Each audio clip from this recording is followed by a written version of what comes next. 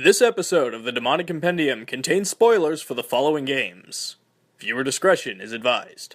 Welcome to an unclad new episode of the Demonic Compendium, the show where I discuss the mythology, design, and game history of your favorite Megami Tensei demons.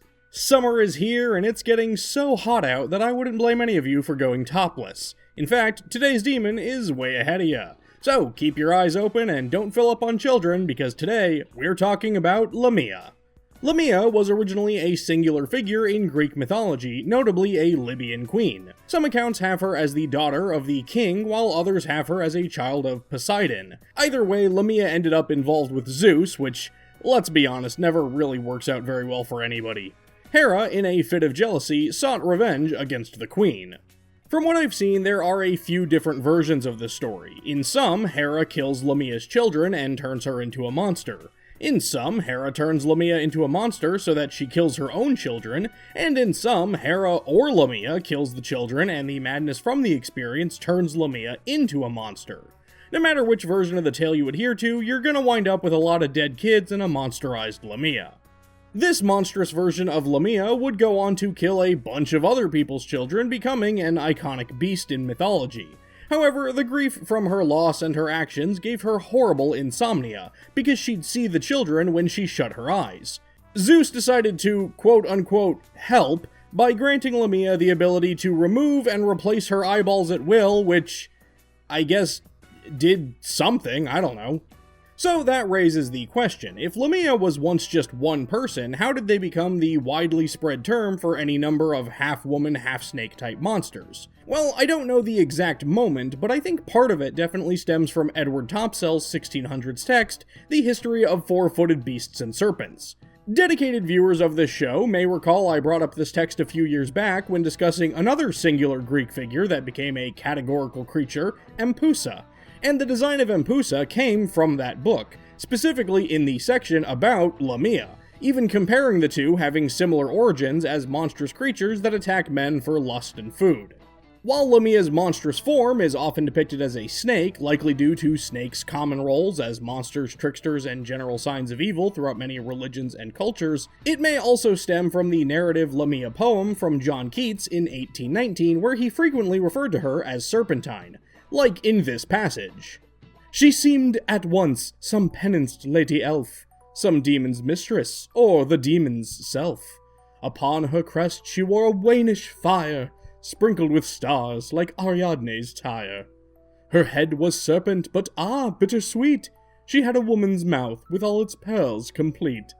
And for her eyes, what could such eyes do there, but weep and weep that they were born so fair? Though I think it's worth mentioning that instead of a snake, some versions of Lamia actually depict her more as a shark woman, which I'd argue makes a lot more sense. For starters, you've got these stories where she's literally the daughter of Poseidon. Lamia was also said to be the mother of Scylla, who is frequently depicted as an oceanic octopus creature, and, oh yeah, the part where Lamia can roughly translate as large shark. However, that version of Lamia is sometimes conflated with the minor Greek sea goddess Keto, so maybe keeping her as a snake woman is fine. Lamia's compendium entry from Persona 5 Tactica refers to them as a serpentine woman of Greek myth. She was once the queen of Libya. Zeus's jealous wife, Hera, killed her children, causing her to go mad and transform into a monster. Hey, real quick, if you like what I do on this channel, please consider commenting, subscribing, maybe even checking out the Patreon. It honestly does help a lot. Thank you so much. Moving on. Design-wise, she's got hair growing out of her boobs and up to her head. we can all agree that Lamia is dummy snick, and there's no way to get through this without bringing it up, and I don't want to be crass, but she has, as we can clearly see, exposed Gazuma zooms that are generously covered up ever so conveniently by her hair. Except in her early Kaneko artwork back when he was just generally okay with drawing nipples on things, which I'm not showing for obvious reasons. Basically this, but just pretend there's a nipple on it, okay? Because of these exposed snilk dispensers, Lamia has been the subject of censorship in certain regions and titles, but there's actually something kind of interesting about that. For example, in the Chinese version of Persona 5 The Phantom X, Lamia was given a black crop top with ring patterns, and joke's on you, China, because I'm into that shit. You officially gave Lamia a midriff, which I will always champion for. However, this isn't the first time Lamia has worn a top like this. See, in some of the early SMT titles, Lamia and Gorgon had shared sprites, and since Gorgon wears a similar shirt in her official art, Lamia also wore it in her sprite, despite it not matching her artwork. Lamia went through a similar redesign in Raidou Remastered: The Mystery of the Soulless Army, where Atlus gave her sort of scale pasties to try and cover her up a little bit more. And I honestly think if they were gonna do that at all, they'd have been better off just going with the crop top. She wasn't covered like this in SMT5 or Persona 3 Reload, so only time will tell if this keratinous cover is a permanent fixture and if we should expect to see it in Persona 4 Revival. I feel like I've just been talking about Lamia's chest, but what else do you really want me to say? Lamia are usually depicted as half woman, half snake, and that's what we have here. And that's basically what she's been since the earliest Digital Devil Story titles. I do think it's sort of interesting how her 3D model used to reflect her artwork a bit more by actually having her lying on the ground, but that was changed in newer titles.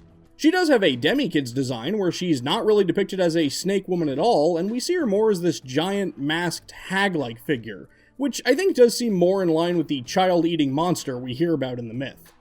As far as game history goes, Lamia has had quite a few distinct roles, though interestingly enough, most of them just have her appearing as somebody's minion rather than running the show herself.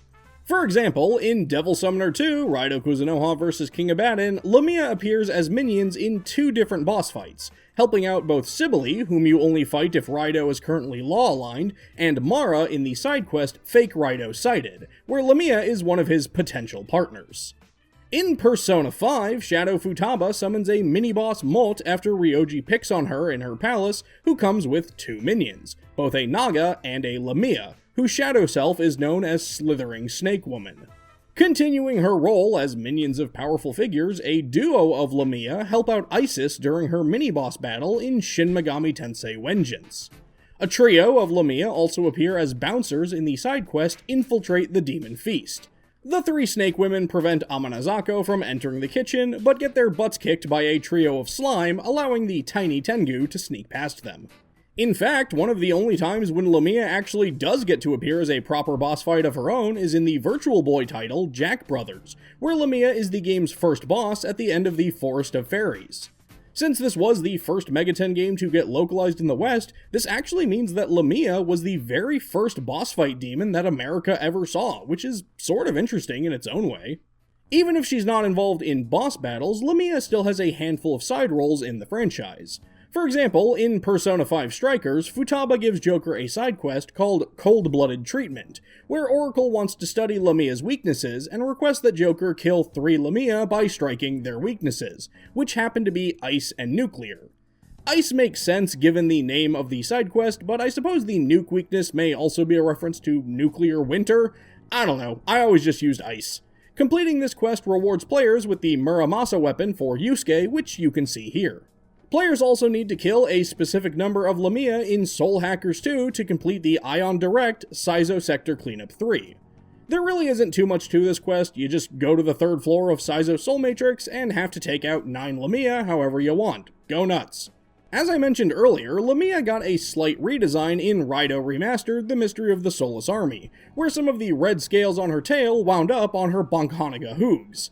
I don't really have an opinion about this one way or the other. If I'm going to be mad about any Raidou demon redesign, it's going to be that they got rid of the Skeletal Legion. But like I said, I am curious if this is going to be the norm for Lamia going forward, or if this is just a Raidou thing.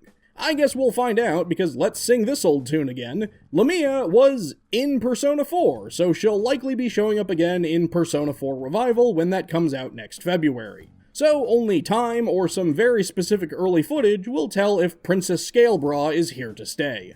And there you have it, Lamia, the sultry, scaly, slithering seaside seductress shyly shrouding her stupendous sweater stretchers with Stygian strands. Did I leave out something you thought was important? Was I just plain wrong about something?